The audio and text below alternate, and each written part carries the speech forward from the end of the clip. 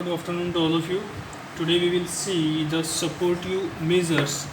मतलब supportive measures means what? कि अगर कोई पेशेंट मिस्टेकनली या कोई पॉइजन ले लेता है तो हमको उसको क्या सपोर्टिव मेजर्स है जो हम उसको प्रोवाइड कर सकते हैं, तो वो हम यहाँ पर देखेंगे. So in that the patient is kept warm and comfortable by treating other symptom mention in the following table. यानी कि पेशेंट्स को हमको क्या रखना पड़ता है, पूरी तरीके से वार्म रखना पड़ता है और उसका जो भी उन्होंने अभी इस टेबल में हमको कंडीशन बताई है वो मेंटेन करके रखनी होती है. तो डिहाइड्रेशन, अगर वहाँ पे हमको किसी तरह का डिहाइड्रेशन का सिम्टम्स देखने को मिल रहा है तो हमको वो सिम्टम्स जो है वो क्योर करना है. कैसे करेंगे?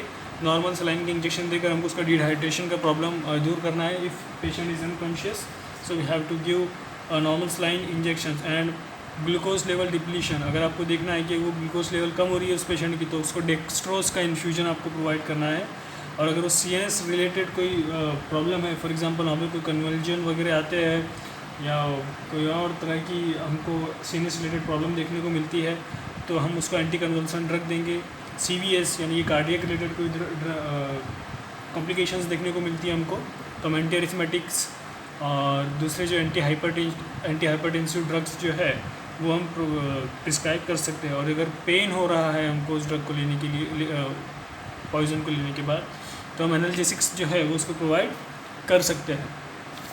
सो next one is insecticide poisoning. So in that many of the insecticide contain organophosphorus compound like malathion, tetraethyl pyrophosphate, hexaethyl tetraphosphate, DDT and endrin. So ये सब क्या है? ये है इंसेक्टिसाइड्स. सो अगर इस तरह के इंसेक्टिसाइड कोई पेशेंट या कोई पर्सन ले लेता है तो उसके सिम्टम्स क्या क्या है? Headache, irritation of eyes, nose and throat, burning vision, cough followed by vomiting and abdominal pain. आपको कफ हो सकता है और एब्डोमिनल पेन हो सकता है वहाँ पे. In severe cases salivation, nervousness and conversion में भी अक्योर. देखा होगा आपने टीवी के अंदर किस तरह से मुंह से झाग निकलता है, सलाइवा निकलता है, तो इस तरह की कंडीशन उन्होंने बताने की कोशिश की है. उसके बाद if not attended in time respiratory failure, comma and finally death में अक्योर. अगर हम उसको टाइम पे ट्रीटमेंट प्रोवाइड नहीं कर पाते तो वहाँ पर उसका रिस्पिरेटरी फेल्यूर भी हो सकता है, पेशेंट जो है वो कोमा में भी जा सकता है और डेथ भी उस पेशेंट की हो सकती है. So next one is treatment. So which kind of treatment we have to provide if the patient ingested insecticides. So the treatment involves the following step. Decontamination. सबसे पहले decontamination क्या है?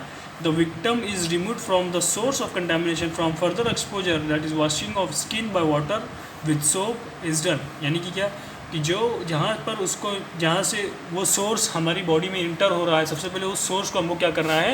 एलिमिनेट करना है. उसके बाद में इमेसिस. क्या इमेसिस रहे कि vomiting is induced if poison is ingested by giving tincture of इपिकैक.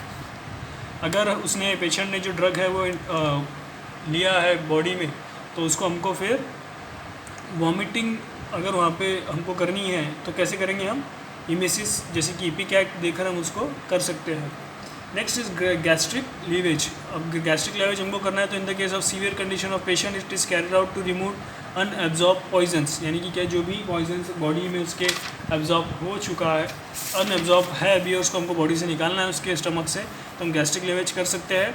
Next is antidote therapy. जैसे कि हमने देखा था तो हमको स्पेसिफिक एंटीडोर उस थेरेपी में देना है. सो ऑर्गेनोफॉस्फोरस कंपाउंड अगर रहे तो हम उसमें एट्रोपिन दे सकते हैं. उसका डोज है 2 mg every 15 to 30 minutes bye intramuscularly और IV. Next is DDT that is phenobarbitone. उसका एंटीडोट है 100 mg orally for 4 to 6 hours. Next is एंड्रीन. अगर इस तरह का इंसेक्टिसाइड अगर आप लेते हो तो 10% कैल्शियम लैक्टेट आपको देना है 10 ml by IV every 4 to 6 hours. So simultaneously हमको artificial respiration is essential in serious condition of the patients. यानी कि जो पेशेंट ऐसा है जिसमें रेस्पिरेशन लेने में उसको प्रॉब्लम हो रही है तो इस तरह के पेशेंट में हमको आर्टिफिशियल रेस्पिरेशन प्रोवाइड करना नेसेसरी है. उसके बाद में यूज़ ऑफ कोलिन इस्टरेज रिएक्टिवेटर. यानी कि क्या? Atropine can block the peripheral action particularly of organophosphorus compound but not produce on CNS like conversion and neuromuscular cramps. Such effects are neutralized by cholinesterase reactivator as 5% strength in normal saline drip. यानी कि क्या? कि जो atropine देने के बाद क्या होगा कि हमको पेशेंट जो है ऑर्गेनोफॉस्फेरस कंपाउंड से उसको रिलीवनेस तो मिलेगा, लेकिन उसके साथ साथ अगर CNS की कोई कंडीशन है तो वो एट्रोपिन से क्योर नहीं होगी। तो इसके लिए हमको एंटी कोलिन ईस्टरेज रीएक्टिवेटर ये जो है ये देना पड़ेगा सलाइन के अंदर, जो कि पाम यानी कि पायरिडीन, एल्डोक्सी, मिथायोनेट और ट्रेलिडोक्सिन क्लोराइड और आयोडाइड हम उसको देंगे। यहाँ पे इसका डोज लिखा है उतने डोज के अंदर।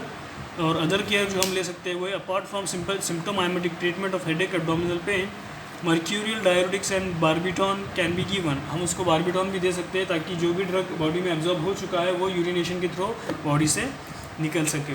Next is we will see heavy metal poisoning.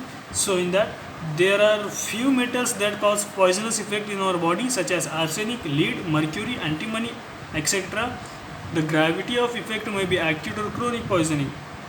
तो अब हैवी मेटल पॉइजनिंग में कुछ मेटल्स ऐसे होते हैं जो कि पॉइजनस इफेक्ट दिखा सकते हैं हमको। For example arsenic, lead, mercury, antimony etcetera. So these are the poisonous metal. सो अगर इस तरह की कुछ पॉइजन्स हम इंसर्ट कर लेते हैं तो हमको किस तरह से इसका इफेक्ट करना है। तो जो ट्रीटमेंट है वो कौन सी चीज़ के ऊपर डिपेंड है कि आपने कितना उसकी ग्रेविटी मतलब क्या कि कितना सीवियर वो पेशेंट है, उसकी बेसिस पर आप ये डिसाइड करोगे कि आपको किस तरह का ट्रीटमेंट लेना है। तो उसमें हम सबसे पहले आर्सेनिक का ट्रीटमेंट देखेंगे। आर्सेनिक पॉइजन अगर हमको होता है तो arsenic is found in air, soil and well water etcetera. Smelting process of copper and lead releases arsenic into the environment. It looks like sugar, cheap and easily available in the market. यानी कि arsenic क्या है कि ये हमको air में, soil में और जो कुएं का जो पानी होता है उसमें या फिर बोर के पानी में इजीली अवेलेबल होती है आर्सेनिक। लेकिन उसका जो वो किस तरह से दिखाई देती है, शुगर की तरह होती है, चीप होती है और इजीली अवेलेबल होती है मार्केट में। तो इस तरह की पॉइजनिंग अगर होती है, अगर वो एक्यूट है तो हम उसको कैसे दूर करेंगे। So acute arsenic poisoning, a specific form of arsenic that is AS2O3 arsenic trioxide that is rapidly available and has appearance of sugar through it is rare but responsible for acute poisoning। तो कौन सा arsenic जिसका formula उन्होंने यहाँ पे दिया हुआ है आर्सेनिक ट्राइऑक्साइड। अगर इस तरह का आर्सेनिक आप लेते हो तो आपको एक्यूट आर्सेनिक पॉइजनिंग हो सकती है। इसके सिम्टम्स क्या क्या है, gastrointestinal tract discomfort, burning pain of lips and stomach, vomiting with stomach content followed by greenish and blackish mucus fluid. तो आपको ग्रीनिश और ब्लैकिश फ्लूइड आ सकता है। Vomiting later on followed by diarrhoea, फिर आपको बाद में डायरिया हो सकता है। मस्कुलर क्रैम्प एंड कन्वल्जन आपको आ सकते हैं वहाँ पर। और विजुअल डिस्टर्बेंस यानी कि देखने में आपको प्रॉब्लम हो सकती है। और आपको उसके लिए ट्रीटमेंट कौन कौन सी प्रोवाइड करनी है, गैस्ट्रिक लीवेज करना है वार्म वाटर से, और फिर आपको इमिटिक्स देना है like mustard, zinc sulphate etcetera. Freshly prepared hydrated ferric oxide is introduce in stomach as an antidote which convert arsenic acid into non toxic formic arsenate. तो ये क्या करता है, उसको कन्वर्ट करता है आर्सेनिक को जो हमने इंजेस्ट किया हुआ है उसको कन्वर्ट करता है arsenious acid into non toxic formic arsenite में उसको कन्वर्ट करता है। फिर आपको इसमें डायमर्कैप्रोल लेना है, और या फिर आप उसकी जगह पे इस ट्रीटमेंट के अलावा आप इसमें पेनिसिलामाइन भी दे सकते हो 0.5 to 1.5 gram per day in divided into 4 doses with meal in treatment of choice for 1 week. एक हफ्ते तक हमको ये ट्रीटमेंट दे सकते हैं हम। फिर morphine can be use to abolish pain. अगर ज़्यादा पेन हो रहा है तो आप उसको मॉर्फिन भी वहाँ पर दे सकते हो। Next is chronic arsenic poisoning अगर होती है तो क्रोनिक आर्सेनिक पॉइजनिंग के अंदर is consist of number of stages of symptoms में result after acute attack, accidental consumption of small dosage either in drinks और फूड्स, स्टमक्स। क्या क्या सिम्टम्स है उसके, स्टेजेस ऑफ GIT डिस्टर्बेंस। तो GIT के अंदर क्या क्या डिस्टर्बेंस हो सकता है, nausea, loss of appetite, malnutrition, loss of body weight, ये यहाँ पे आपको हो सकता है। स्टेजेस ऑफ कैटरल चेंजेस, इसमें क्या हो सकता है, means inflammation to mucous membrane specially for of nose, यानी कि इन्फ्लामेशन हो सकता है आपको म्यूकस मेम्ब्रेन में स्पेशली नोज के अंदर। Running of eyes and nose, inflammation of mucous membrane causes conjunctivitis, coughing because of bronchial inflammation. तो ये इस तरह की सिचुएशन आपको हो सकती है वहाँ पे। अब स्किन रिलेटेड क्या कंडीशन हो सकती है हमको, so there are brown patchy pigment of skin particularly on neck region, nails become brittle, shedding of hairs, hyperkeratosis of plasma and soles irritation to the skin occurs with vascular eruption. तो इस तरह के conditions आपको skin related हो सकती है। और nervous disturbance क्या हो सकती है, हमको मस्कुलर फुटेज एंड वीकनेस हो सकती है, numbness of hand feats and fingers हो सकती है, कन्वर्जन हो सकता है और इम्पेयर्ड विजन्स हमको हो सकता है। Next is treatment. So removal of victim from further exposure. हमको सबसे पहले तो उसको जो एक्सपोजर है जो आर्सेनिक है उसको दूर करना है। फिर हमको सोडियम थायोसल्फेट देना है उसको 1 gram in 10 ml of saline water for injection के अंदर 2 to 3 times per week for couple of months, कुछ महीनों के लिए आईवी रूट्स के जरिए। फिर डायमर्सिप्रॉल देना है हमको 3 mg per kg every 6 hours by a week and every 12 hours for several weeks by intramuscular route. ये था आर्सेनिक का ट्रीटमेंट। लेकिन अगर लीड पॉइजनिंग अगर आपको होती है तो lead poisoning usually is by oral, respiratory और क्यूटेनियस रूट के जरिए हो सकती है। Colour paint, glass and petroleum industries use lead. कौन कौन सी इंडस्ट्री? जो कलर पेंट्स की इंडस्ट्री है, जो ग्लास इंडस्ट्री है, जो पेट्रोलियम इंडस्ट्री है, वो लीड का यूज़ करती है। So petrol burning or inhaled, lead is accumulated in RBC, liver, kidney and bones. Acute poisoning is rare. So कहाँ कहाँ पे होती है लीड की पॉइजनिंग? आरबीसीज के अंदर इनकॉर्पोरेट करती है, लीवर में, किडनी में और बोन्स के अंदर। सो एक्यूट पॉइजनिंग कैसी है? It occurs very rare. The homicidal and suicidal causes are not seen. यानी कि लीड से जो है एक्यूट पॉइजनिंग वो बहुत कम देखने को मिलती है। मेटालिक टेस्ट लगता है आपको, मसल क्रैम्प होते हैं, stool become black, hemolytic crisis में रिजल्ट, जनरल वीकनेस आपको हो सकती है। इसका ट्रीटमेंट क्या है? गैस्ट्रिक लीवेज है, सोडियम और मैग्नीशियम सल्फाइड आपको लेना है, कैल्शियम EDTA 200 mg पर ml इन 5% डेक्सट्रोज के अंदर आप ले सकते हो। ये इसका ट्रीटमेंट है। या फिर आप इसकी जगह पे 30 to 50 mg per kg per day in 2 divided doses by intramuscular for 5 days is given. क्या? Calcium EDTA। पुरगेटिव आप इसमें दे सकते हो along with antispasmodic as per need. Barbiturate and mannitol is given. अगर वहाँ पर किसी तरह की नीड है तो हम उसमें बारबुचरेट और मैनिटॉल दे सकते हैं। उस तरह से अगर क्रोनिक पॉइजनिंग अगर होती है वहाँ पर, so it is commonly known as plumbism. Chronic lead poisoning is done over a prolonged period of time. Mainly it is seen in children playing with them or in works of printing or petroleum industries. यानी कि chronic poison किसको होती है कि जो लोग उस तरह की इंडस्ट्रीज़ में काम करते हैं, वर्कर्स, प्रिंटिंग या पेट्रोलियम वगैरह की इंडस्ट्री में, तो वहाँ पर इन लोगों को चांसेस है कि वो लीड पॉइजनिंग उनको हो सकती है। जनरल सिम्टम्स क्या है? Like metallic taste, constipation and cramps, lead line यानी कि ब्लूइश ब्लैक लाइन्स और ऑब्जर्व इन जेंजिवल मार्जिन्स के अंदर। एनीमिया आपको हो सकता है, यानी कि जिस तरह से हमने देखा कि लीड जो है वो आर्सेनिक के लीड जो है वो आरबीसीज के ऊपर अफेक्ट करता है, तो हमको एनीमिया हो सकता है। माइक्रोसाइटिक लाइपोक्रोम type of anaemia with punctuate basophilia हो सकता है हमको। इसके बाद में लीड पाल्सी हो सकता है, it is characterize by muscular weakness. इसके बाद में लीड इंसेफेलोपैथी हो सकती है, यानी कि क्या? The cerebral symptoms are known as lead encephalopathy. यानी कि लीड अगर हमारे बोन्स में या सेरिब्रोस्पाइनल फ्लूइड में चला जाता है तो लीड इंसेफेलोपैथी वहाँ पर हमको हो सकती है। उसके साइड इफ़ेक्ट क्या क्या है, सॉरी इसके कैरेक्टराइज कैसे करेंगे हम उसको? So headache and sleeplessness, restlessness and irritability, tremors of fingers, face and eyes, delirium and finally convulsion etcetera आपको वहाँ पर हो सकते हैं।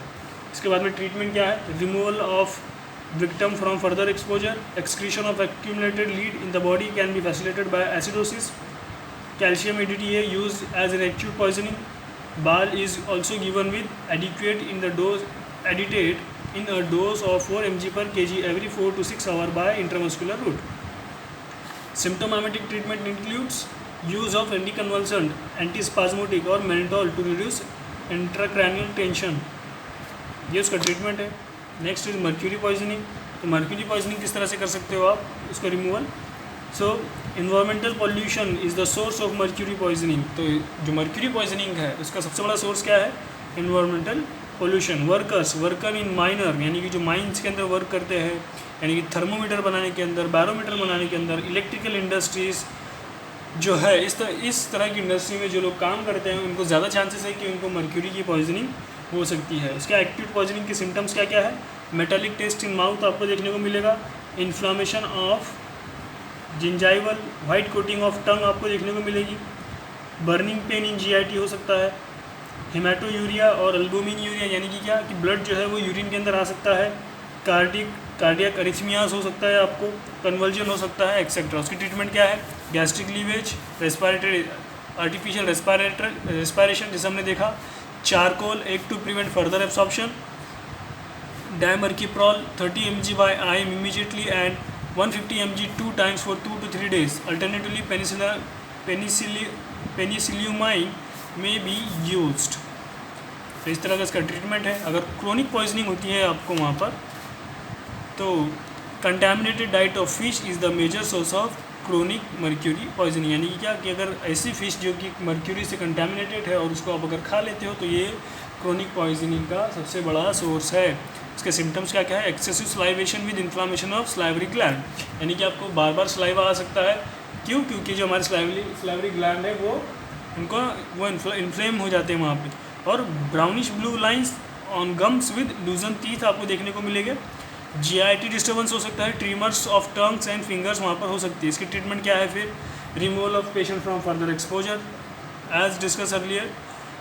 Enhancement of mercury excretion via kidney, यानी किडनी से हमको कैसे हम किडनी से रिमूव कर सकते हैं मर्क्यूरी को, वो। फिर dimercaprol as an antidote, use of anticholinergics 30 to 40 mg in 3 doses to reduce the excessive salivation. ये इसका ट्रीटमेंट है। बार्बिट्यूरेट पॉइजनिंग के अंदर अब अगर आपको बार्बिट्यूरेट की पॉइजनिंग होती है तो तब क्या करेंगे हम? These compound are mainly used as sedative and hypnotic. जैसे कि आपने आपके क्लासिफिकेशन में देखा होगा कोलॉजी के अंदर को और केमिस्ट्री के अंदर, तो वहाँ पर आपने देखा होगा कि जो बार्बिट्यूरेट है आप किस लिए यूज़ करते हो उसको? सीडेटिव हिप्नोटिक, और एज एन एंटीसाइकोटिक और एंटीप्लेटिक भी आप बार्बिट्यूरेट को यूज़ करते हो। तो उसके सिम्टम्स, यानी कि आप अगर बार बार ज़्यादा बार्बिट्यूरेट्स ले लिया और उसकी पॉइजनिंग आपको हो गई, तो उसके सिम्टम क्या है? सिम्टम्स में cause excitement, restlessness and mental confusion, slowed speech and delirium, respiratory depression, hypotension and muscular weakness हो सकती है। फिर आपको कोमा हो सकता है, finally death due to the respiratory failure, आपकी डेथ भी वहाँ पर हो सकती है। So next one is treatment. So treatment के अंदर क्या है? Gastric lavage by using potassium permanganate solution और सस्पेंशन ऑफ चारकोल, इसकी मदद से आप इसको रिमूव कर सकते हो गैस्ट्रिक हमारी बॉडी से। Hypertensive like metaraminol is a dose of 2.5 mg by IV may be given. Use on analeptic which stimulate CNS, तो आप एनालेप्टिक की यूज़ करोगे यहाँ पे ताकि वो CNS को स्टिमुलेट करे।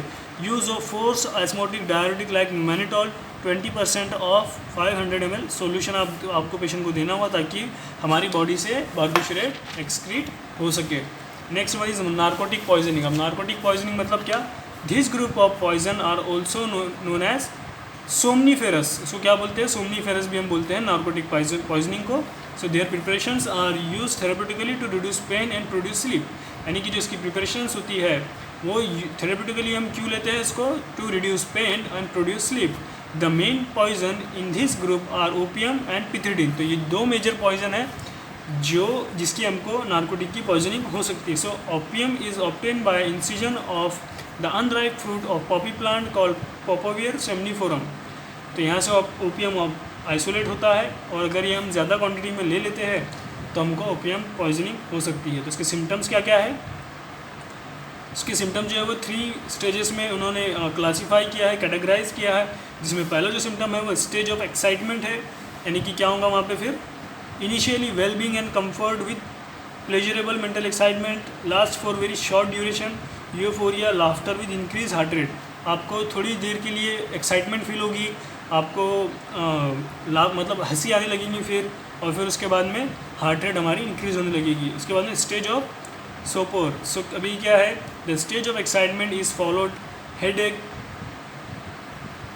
जिडीनेस, a sense of weight in limbs, strong tendency to sleep. फिर उसके बाद में थोड़ी देर के बाद आपको हेडेक होने लगेगा, फिर आपको नींद आने लगेंगी, मतलब आपको बहुत ज़्यादा नींद आने लगेंगी सेकेंड स्टेज में। और स्टेज ऑफ नार्कोसिस के अंदर क्या होगा कि पेशेंट जो है वो फिर डीप कोमा में चला जाएगा। फिर उसके बाद में muscles are relaxed and reflex are abolish, यानी कि जो रिफ्लेक्शन होता है वो मसल्स में से चला जाएगा और ये जो इस तरह से जो हमारा रिफ्लेक्शन होता है वो चला जाएगा, मसल पूरी तरह से इस तरह से रिलैक्स हो जाएंगे पूरी तरह से।